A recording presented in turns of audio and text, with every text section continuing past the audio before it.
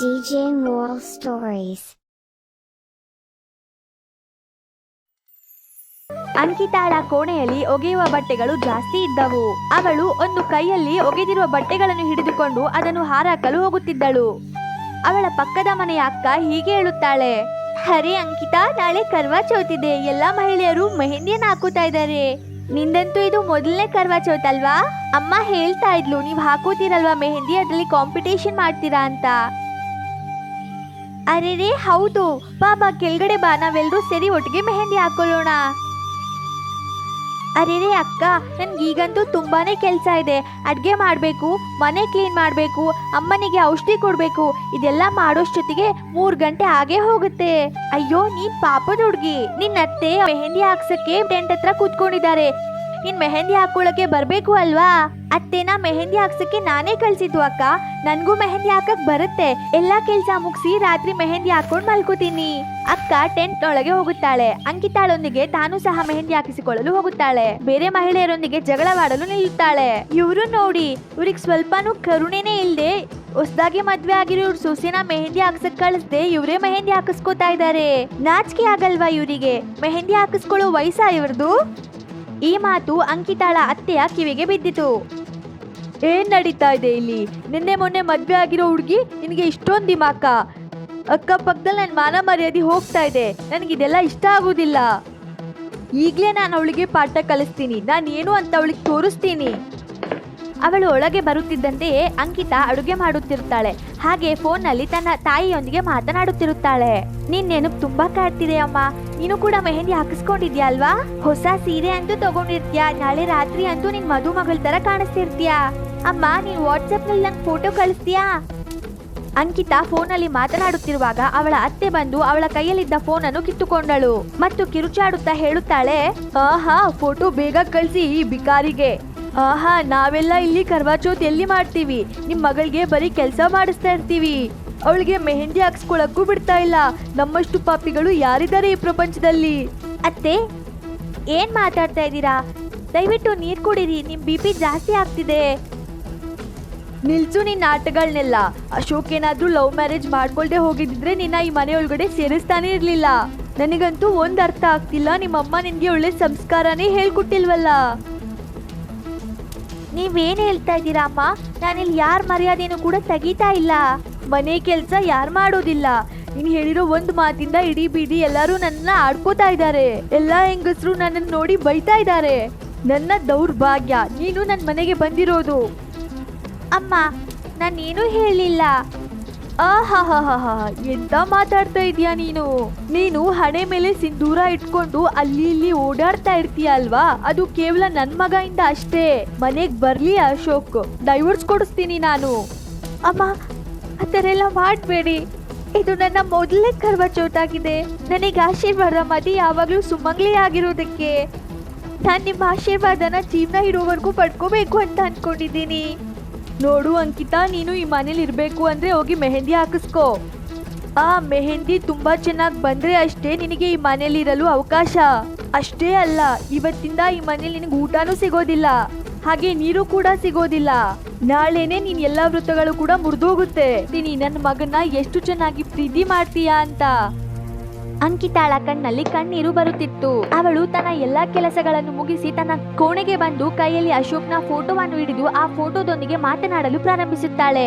ಅಶೋಕ್, ನಾನು ಇವತ್ತು ನಿಮ್ಗೆ ಹಾಗೂ ಅತ್ತೆಗೆ ಹೇಳ್ಬೇಕು ಅನ್ಕೊಂಡಿದ್ದೆ, ನಾನು ತಾಯಿ ಆಗ್ತಿದ್ದೀನಿ ಅಂತ. ಆದ್ರೆ ಅವ್ರು ನನ್ನ ಮೇಲೆ ಬೇಜಾರಾಗಿದ್ದಾರೆ. ಅವ್ರು ನನ್ನ ಜೊತೆ ತುಂಬಾ ಕೆಟ್ಟದಾಗಿ ವರ್ತಿಸ್ತಿದ್ದಾರೆ. ನಾನೀಗ ಏನ್ ಮಾಡ್ಲಿ? ನಾನು ಹೇಗ್ ಖುಷಿಯಾಗಿಟ್ಟಿರ್ಲಿ? ಅಂದು ರಾತ್ರಿ ಹಸಿವಿದ್ದರೂ ಕೂಡ ಊಟ ಮಾಡದೆ ಮಲಗಿ ಬಿಟ್ಟಳು. ಆಗ ಅಶೋಕ್ ಅವಳನ್ನು ಈ ಸ್ಥಿತಿಯಲ್ಲಿ ನೋಡಿ, ಏನಾಯ್ತು ಅಂಕಿತಾ? ನಮ್ ಲವ್ ಮ್ಯಾರೇಜ್ ಸಕ್ಸಸ್ ಮಾಡೋದು ನೀನು ಎಷ್ಟು ಕಷ್ಟ ಪಡ್ತೀಯಾ? ಇಲ್ಲ ಅಶೋಕ್, ಇದು ಕೂಡ ನನ್ನ ಮನೆಯೇ. ನಾನ್ ಚೆನ್ನಾಗಿದ್ದೀನಿ. ನಾಳೆ ಕರ್ವಾ ಚೌತ್ ಅಲ್ವಾ? ನಾಳೆ ಕರ್ವಾ ಚೌತ್ಗೆ ನೀನು ನಂಗೆ ಗಿಫ್ಟ್ ಕೊಡ್ಬೇಕು. ನಾಳೆ ನನ್ ಮೊದಲನೇ ಕರ್ವಾ ಚೌತ್ ಆಗಿದೆ. ಗಿಫ್ಟ್ ನ ನೀವು ನನಗೆ ಕೊಡ್ಬೇಕು. ಈಗ ಹೇಳಿ, ನೀವ್ ನನಗೆ ಯಾವ ಗಿಫ್ಟ್ ಕೊಡ್ತೀರಾ? ನನಗಂತೂ ನೀನು ತುಂಬಾ ಲಕ್ಕಿ. ನಂದು ಪ್ರಮೋಷನ್ ಲೆಟರ್ ಬಂದಿದೆ. ಬರೋ ವಾರ ನಾವು ಪುಣೆ ಹೋಗೋಣ. ನೀನು ಈಗ ಜನರಲ್ ಮ್ಯಾನೇಜರ್ನ ಹೆಂಡತಿ.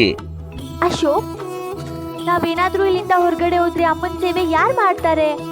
ನೀನು ಈ ಒಳ್ಳೆ ಸುದ್ದಿಗೆ ಅಮ್ಮನ್ ಗಿಫ್ಟ್ ಕೊಡ್ಬೇಕು. ಅಮ್ಮನ್ಗ? ಅಮ್ಮನಿಗೆ ನನ್ನ ಪ್ರಮೋಷನ್ನೇ ದೊಡ್ಡ ಗಿಫ್ಟು. ಯಾಕಂದ್ರೆ ನಾನು ನಿನ್ನಂತ ಒಂದು ಒಳ್ಳೆ ಸೊಸೆನ ತಂದ್ಕೊಟ್ಟಿದ್ನಿ. ಸರಿ, ಈಗ ನೀನು ಮಲ್ಕೋ, ನಾಳೆ ವ್ರತ ಬೇರೆ ಮಾಡಬೇಕು. ಅಶೋಕ್ ಮಲಗಿದ ನಂತರ ಅಂಕಿತಾ ತನ್ನ ಕೈ ಮೇಲೆ ಮೆಹಂದಿಯನ್ನು ಹಾಕಿಕೊಳ್ಳುತ್ತಾಳೆ. ಅವಳ ಕಣ್ಣಿನಲ್ಲಿ ಕಣ್ಣೀರು ಜಿನುಗುತ್ತಿರುತ್ತದೆ. ದೇವರಲ್ಲಿ ಬೇಡಿಕೊಳ್ಳುತ್ತಾಳೆ, ಏ ಭಗವಂತ, ಎಲ್ರ ಮೇಲೂ ಕೂಡ ನಿನ್ನ ಆಶೀರ್ವಾದ ಇರುತ್ತೆ, ನಮ್ಮ ಮನೆ ಮೇಲೂ ಇದೆ. ನಮ್ಮ ಮನೆಯಿಂದನೂ ಕೂಡ ಈ ಕೆಟ್ಟ ವರ್ತನೆಗಳನ್ನ ದೂರ ಮಾಡು. ಸುಸ್ತಾದ ಪರಿಸ್ಥಿತಿಯಲ್ಲಿದ್ದಂತಹ ಗರ್ಭವತಿ ಅಂಕಿತಾ ಬೆಳಗ್ಗೆ ಬೇಗನೆ ಏಳುತ್ತಾಳೆ. ಅವಳ ಅತ್ತೆಯನ್ನು ಅವಳು ಖುಷಿಯಾಗಿರಿಸಲು ಅವಳ ಅತ್ತೆಯ ಬಳಿ ಹೋಗುತ್ತಾಳೆ. ಅತ್ತೆಯ ಕಾಲಿಗೆ ನಮಸ್ಕರಿಸುತ್ತಾಳೆ. ಸರಿ ಸರಿ, ಮನ್ಸಲ್ಲಿ ನಿಯತ್ತಿಲ್ಲ, ಆದ್ರೆ ಈ ರೀತಿ ನಾಟಕ ಮಾಡೋ ಅವಶ್ಯಕತೆ ಇಲ್ಲ. ನಿನ್ನ ಎಲ್ಲಾ ಒಡವೆಗಳನ್ನು ತೆಗೆದುಕೊಂಡು ನಿನ್ನ ರೂಮ್ ನಲ್ಲಿ ಇಟ್ಟಿದ್ದೀನಿ. ಮತ್ತೆ ನಿನ್ನ ಮದ್ವೆ ಲೆಹೆಂಗಾ ಕೂಡ ಅದೇ ಕೋಣೆಯಲ್ಲಿದೆ. ಆಯ್ತಮ್ಮ, ಸರಿ, ಈಗ ಹೇಳಿ, ನಾನು ಊಟಕ್ಕೆ ಏನೇನ್ ಮಾಡ್ಲಿ? ನೀನು ಈಗ ಅಡ್ಗೆ ಮಾಡೋ ಅವಶ್ಯಕತೆ ಏನೂ ಇಲ್ಲ ಅಂಕಿತಾ. ಇವತ್ತಿಂದ ನಾನು ಅಡ್ಗೆ ಮಾಡಲು ಒಬ್ರನ್ನ ಇಟ್ಟಿದ್ದೀನಿ. ಅದ್ರಲ್ಲೂ ನಾನೊಬ್ರು ಜನರಲ್ ಮ್ಯಾನೇಜರ್ನ ತಾಯಿ. ನಾನ್ ಯಾರ ಹತ್ರನೂ ಅಡ್ಗೆ ಮಾಡಿಸ್ಕೊಂಡು ಖುಷಿ ಪಡೋ ಅವಶ್ಯಕತೆ ಇಲ್ಲ, ಗೊತ್ತಾಯ್ತಾ ನಿಂಗೆ? ಅತ್ತೆ, ನಾನೀಗೇನ್ ಕೆಲಸ ಮಾಡ್ಲಿ? ನಿಮ್ ಕಾಲಿಗೆ ಎಣ್ಣೆ ಹಚ್ಲಾ? ನೀನು ಹೋಗಿ ಬೀದಿಲ್ ಹೋಗೋರ ಹತ್ರ ಎಲ್ಲ ಹರಟೆ ಹೊಡಿ. ನಿನ್ನ ಹತ್ರ ತುಂಬಾ ಸಮಯ ಇದೆ ಅಲ್ವಾ? ಆದರೆ ಅಂಕಿತಾ ಏನು ಮಾತನಾಡದೆ ತನ್ನ ಕೋಣೆ ಒಳಗೆ ಹೋಗುತ್ತಾಳೆ ಹಾಗೂ ಅವಳು ನಿದ್ದೆಗೆ ಜಾರುತ್ತಾಳೆ. ಜೋರು ಜೋರಾಗಿ ಬಾಗಿಲನ್ನು ತಟ್ಟುವ ಶಬ್ದ ಕೇಳಿಸುತ್ತದೆ. ಅವಳು ಬಾಗಿಲನ್ನು ತೆಗೆಯುತ್ತಾಳೆ. ನೋಡಿ ಗಾಬರಿಗೊಳ್ಳುತ್ತಾಳೆ. ಯಾಕೆಂದರೆ ಅವಳ ಅತ್ತೆ ಬಾಗಿಲನ್ನು ಜೋರು ಜೋರಾಗಿ ಹೊಡೆಯುತ್ತಾ ಅಳುತ್ತಿರುತ್ತಾಳೆ ಮತ್ತು ಅವಳ ಮಾವ ನೆಲದ ಮೇಲೆ ಬಿದ್ದಿರುತ್ತಾರೆ. ಈಗಲೇ ಅಶೋಕ್ಗೆ ಫೋನ್ ಮಾಡು, ನಿಮ್ಮ ಮಾವನಿಗೆ ಹೃದಯಘಾತ ಆಗಿದೆ, ಬೇಗ ಮಾಡು ಅಂಕಿತಾ, ನನ್ಗೆ ಯಾಕೋ ತುಂಬಾ ಗಾಬರಿ ಆಗ್ತಾ ಇದೆ. ಅತ್ತೆ, ನೀವು ಚಿಂತೆ ಮಾಡಬೇಡಿ, ಮಾವನ್ಗೇನು ಆಗೋದಿಲ್ಲ, ನಾನಿದ್ದೀನಲ್ವಾ, ನೀವು ಶಾಂತಿಯಿಂದಿರಿ. ಅವಳು ತಕ್ಷಣ ಆಂಬ್ಯುಲೆನ್ಸ್ಗೆ ಕಾಲ್ ಮಾಡಿ ಆಂಬ್ಯುಲೆನ್ಸ್ ಅನ್ನು ಕರೆಸುತ್ತಾಳೆ. ಅಲ್ಲಿ ಗೊತ್ತಾಗುತ್ತದೆ ಅವರಿಗೆ ಹೃದಯಾಘಾತ ಆಗಿದೆ ಎಂದು. ಅಂಕಿತಾ ಅವಳ ಅತ್ತೆಯನ್ನು ಮನೆಗೆ ಕಳಿಸುತ್ತಾಳೆ. ಅತ್ತೆ, ನೀವು ಬೆಳಗ್ಗೆಯಿಂದ ಏನೂ ತಿಂದಿಲ್ಲ ಕುಡ್ದಿಲ್ಲ. ಅಮ್ಮ, ನೀವು ಮನೆಗೆ ಹೋಗಿ ಕರ್ವಾ ಚೌತ್ ಪೂಜೆ ಮುಗಿಸಿ ನಿಮ್ ವ್ರತನ ಮುಗಿಸಿ, ಇಲ್ಲ ಅಂದ್ರೆ ನಿಮ್ ಆರೋಗ್ಯದಲ್ಲಿ ಮತ್ತೆ ಏರುಪೇರಾಗುತ್ತದೆ. ಅಶೋಕ್ ಅವರು ಇಲ್ಲಿಗೆ ಬಂದ ಕೂಡಲೇ ನಾನು ಕೂಡ ಮನೆಗೆ ಬರ್ತೀನಿ. ಅಂಕಿತಾಳ ಅತ್ತೆಗೆ ಏಕೋ ಸುಸ್ತಾಗುತ್ತಿದ್ದಂತೆ ಭಾವಿಸುತ್ತದೆ. ಮನೆಗೆ ಹೋಗುತ್ತಾಳೆ. ಪೂಜೆ ಮಾಡಿ ಅವಳ ವ್ರತವನ್ನು ಮುಗಿಸುತ್ತಾಳೆ. ಅವಳು ಅಶೋಕ್ಗೆ ಫೋನ್ ಮಾಡಿರುತ್ತಾಳೆ, ಆದರೆ ಅವನು ಫೋನ್ ಅನ್ನು ಎತ್ತುತ್ತಿರುವುದಿಲ್ಲ. ನಂತರ ಹಾಸ್ಪಿಟಲ್ಗೆ ಫೋನ್ ಮಾಡುತ್ತಾಳೆ. ಅಯ್ಯೋ, ಎಂತ ಅಪಶಕ್ನದ ಹುಡುಗಿನ ನಾವು ಮದ್ವೆ ಮಾಡ್ಕೊಂಡು ಕರ್ಕೊಂಡ್ ಬಂದಿದೀವಿ. ಇವಳು ಬಂದಾಗಿಂದ ನಮ್ಮ ಮನೇಲಿ ಬರೀ ಸಮಸ್ಯೆಗಳೇ. ಹಬ್ಬದ ದಿನಾನೇ ನಮ್ಮ ಗಂಡನಿಗೆ ಹೃದಯಾಘಾತ ಆಗಿದೆ. ದೇವ್ರೇ, ನಮ್ಮನ್ನ ಈ ಕಷ್ಟದಿಂದ ಪಾರ್ ಮಾಡಪ್ಪ. ಹಲೋ, ಇದು ಷಣ್ಮುಗ ನರ್ಸಿಂಗ್ ಹೋಮ್ನಿಂದ ಮಾತಾಡ್ತಾ ಇರೋದಾ? ಅಲ್ಲಿ ನನ್ನ ಪತಿ ರವಿಕಿರಣ್ ಅವ್ರನ್ನ ಅಡ್ಮಿಟ್ ಮಾಡಿದ್ದೀವಿ. ನನ್ನ ಮಗ ಹಾಗೂ ಸೊಸೆ ಕೂಡ ಅಲ್ಲೇ ಇದ್ದಾರೆ. ಯಾರ ಫೋನ್ ಕೂಡ ಸಿಗುತ್ತಿಲ್ಲ. ನೀವು ನನಗೆ ಹೇಳೋಕ್ಕಾಗುತ್ತಾ ನಮ್ಮ ಗಂಡ ಹೇಗಿದ್ದಾರೆಂದು? ಹಾ ಮೇಡಮ್, ನಿಮ್ಮ ಪತಿ ತುಂಬಾ ಚೆನ್ನಾಗಿದ್ದಾರೆ, ಆದರೆ ನಿಮ್ಮ ಸೊಸೆ ಆರೋಗ್ಯ ತುಂಬಾ ಹದಗೆಟ್ಟಿದೆ. ಅವರು ಗರ್ಭವತಿ ಆಗಿದ್ರು ಕೂಡ 2-3 ದಿವಸದಿಂದ ಏನೂ ಕೂಡ ಊಟ ಮಾಡಿಲ್ಲ. ಅದಕ್ಕೆ ಅವ್ರನ್ನ ನಾವು ಅಡ್ಮಿಟ್ ಮಾಡ್ಕೊಂಡಿದ್ದೀವಿ. ಏನ್ ಹೇಳಿದ್ರಿ? ನನ್ನ ಸೊಸೆ ಗರ್ಭವತಿನಾ? ಅಯ್ಯೋ ದೇವರೇ, ನಿನ್ನೆಯಿಂದ ನಾನು ಅವಳನ್ನ ಬರೀ ಹಸುವಿಂದ ಸಾಯಿಸ್ತಾ ಇದ್ದೆ. ಪಾಪದವಳು ಮನೆಯಲ್ಲಿ ಎಲ್ಲ ಕೆಲಸ ಮಾಡಿ ನನ್ನ ಹತ್ರ ಕೂಡ ಬಯಸ್ಕೊಂಡಿದ್ದಾಳೆ. ಅಯ್ಯೋ ದೇವರೇ, ಅವಳನ್ನ ಹೇಗಾದ್ರೂ ಮಾಡಿ ಕಾಪಾಡಿ. ಹಲೋ ಮೇಡಮ್, ಅವರು ಚಂದ್ರನ್ ಪೂಜೆ ಮಾಡದೆ ಹಾಗೂ ನಿಮ್ಮ ಆಶೀರ್ವಾದ ಪಡೆದೆ ವ್ರತನ ಮುಗಿಸೋಕ್ಕಾಗಲ್ಲ. ನಿಮ್ಗೆ ಆದ್ರೆ ಈಗಲೇ ಹಾಸ್ಪಿಟಲ್ಗೆ ಬಂದ್ಬಿಡಿ. ಅಂಕಿತಾಳ ಅತ್ತೆಗೆ ಕಣ್ಣಲ್ಲಿ ನೀರು ಜಿನುಗುತ್ತದೆ. ಅವಳಿಗೆ ಅವಳ ಕ್ರೂರತೆ ಮೇಲೆ ನಾಚಿಕೆಯಾಗುತ್ತದೆ. ಅವಳು ತಕ್ಷಣವೇ ಹಾಸ್ಪಿಟಲ್ಗೆ ಬರುತ್ತಾಳೆ. ಏನ್ ಅಂಕಿತಾ, ನೀನ್ ನನಗೇನು ಹೇಳಲೇ ಇಲ್ಲ. ನಡಿ, ನೀನು ಅಮ್ಮ ಆಗ್ತಾ ಇದ್ಯಾ, ನಿನ್ನ ವ್ರತನ ಇಲ್ಲಿಗೆ ಮುಗಿಸು. ನೋಡು, ಅಶೋಕ್ ಕೂಡ ನಿನ್ ಎದುರುಗಡೆನೆ ಇದ್ದಾನೆ. ನಾನು ಕೂಡ ಬಂದಿದ್ದೀನಿ ಮತ್ತು ಹಾಸ್ಪಿಟಲ್ನ ಕಿಟಕಿಯಿಂದ ಚಂದ್ರನು ಕೂಡ ಕಾಣಿಸುತ್ತಿದ್ದಾನೆ. ಅಂಕಿತಾ ಅಶೋಕ್ನ ಸಹಾಯದಿಂದ ಎದ್ದು ನಿಲ್ಲುತ್ತಾಳೆ. ಚಂದ್ರನ ಪೂಜೆ ಮಾಡಿ ಅತ್ತೆ ಹಾಗೂ ಅಶೋಕ್ನ ಆಶೀರ್ವಾದವನ್ನು ಪಡೆಯುತ್ತಾಳೆ. ಇದೆಲ್ಲ ಏನಾಗ್ತಾ ಇದೆಯಮ್ಮ? ಪ್ರಾಬ್ಲಮ್ ಮಾಡೋದು ಏನು? ನಿಮಗೆ ಅಂಕಿತಾಳಿಂದ ಅಷ್ಟೊಂದು ಪ್ರಾಬ್ಲಮ್ ಇದ್ರೆ ಹೇಳಿ, ನಾನು ಅವಳು ಕರ್ಕೊಂಡು ಪುನಃ ಹೋಗ್ತೀನಿ ಅಷ್ಟೇ. ಅಶೋಕ್ ಅವ್ರಿ, ನೀವ್ ಏನ್ ಹೇಳ್ತಾ ಇದ್ದೀರಾ? ನಾನ್ ನನ್ನ ಅತ್ತೆ ಮಾವನ್ ಬಿಟ್ಟು ಎಲ್ಲೂ ಹೋಗೋದಿಲ್ಲ. ನಾವ್ ಎಲ್ಲೇ ಇದ್ರು ಜೊತೆಲೇ ಇರೋಣ. ನಿನ್ಗೆ ಬುದ್ಧಿ ಇದೆಯಾ ಅಂಕಿತಾ? ಈಗ ನೀನು ನಿನ್ನ ಮತ್ತು ಮಗು ರಕ್ಷಣೆ ಮಾಡಬೇಕು. ಇವರೆಲ್ಲರೂ ನಮ್ಮವ್ರೆ ಅಶೋಕ್, ಇವರೆಲ್ಲರನ್ನು ನಾವು ಖುಷಿಯಾಗಿಡ್ಬೇಕು. ಅತ್ತೆ, ನಾನು ಯೋಚನೆ ಮಾಡಿದ್ದೆ, ಕರ್ವಾ ಚೌತ್ ದಿನಾನೇ ನಿಮ್ಗೆಲ್ರಿಗೂ ಖುಷಿ ವಿಷಯವನ್ನ ತಿಳಿಸೋಣ ಅಂತ. ಅಂಕಿತಾಳ ಅತ್ತೆ ಅಂಕಿತಾಳನ್ನು ಬಿಗಿದಪ್ಪಿ ಹೀಗೆ ಹೇಳುತ್ತಾಳೆ. ಅಂಕಿತಾ, ನನ್ನನ್ನ ಕ್ಷಮಿಸ್ಬಿಡಮ್ಮ. ಅಕ್ಕಪಕ್ಕದವ್ರ ಮಾತು ಕೇಳಿ ನೀನು ಲವ್ ಮ್ಯಾರೇಜ್ ಮಾಡ್ಕೊಂಡು ಬಂದು ಎಲ್ಲಿ ನನ್ನ ಮತ್ತು ನನ್ನ ಮಗನ್ನ ಬೇರೆ ಮಾಡ್ತೀಯಾ ಅಂತ ಅನ್ಕೊಂಡಿದ್ದೆ.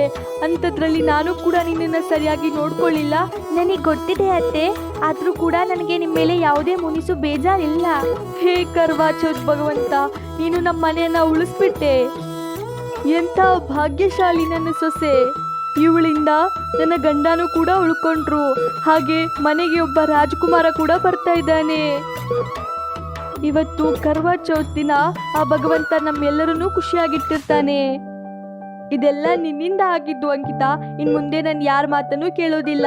ಇವತ್ತಿದ್ದ ಅಂಕಿತಾ, ನೀನ್ ನನ್ನ ಸೊಸೆ ಅಲ್ಲ, ನನ್ನ ಮಗಳು. ಅಂಕಿತಾಳ ಅತ್ತೆ ಅವಳ ಕೈಯನ್ನು ಹಿಡಿದುಕೊಂಡು ಬೇಡುತ್ತಾಳೆ. ಎಲ್ಲರೂ ಅದನ್ನು ನೋಡಿ ಆಶ್ಚರ್ಯಗೊಂಡರು, ಏಕೆಂದರೆ ಅಂಕಿತಾಳ ಮೆಹಂದಿ ತುಂಬಾ ಸುಂದರವಾಗಿ ಮೂಡಿ ಬಂದಿರುತ್ತದೆ. ನಂತರ ಎಲ್ಲರೂ ಖುಷಿಯಿಂದ ಮನೆಗೆ ತೆರಳುತ್ತಾರೆ.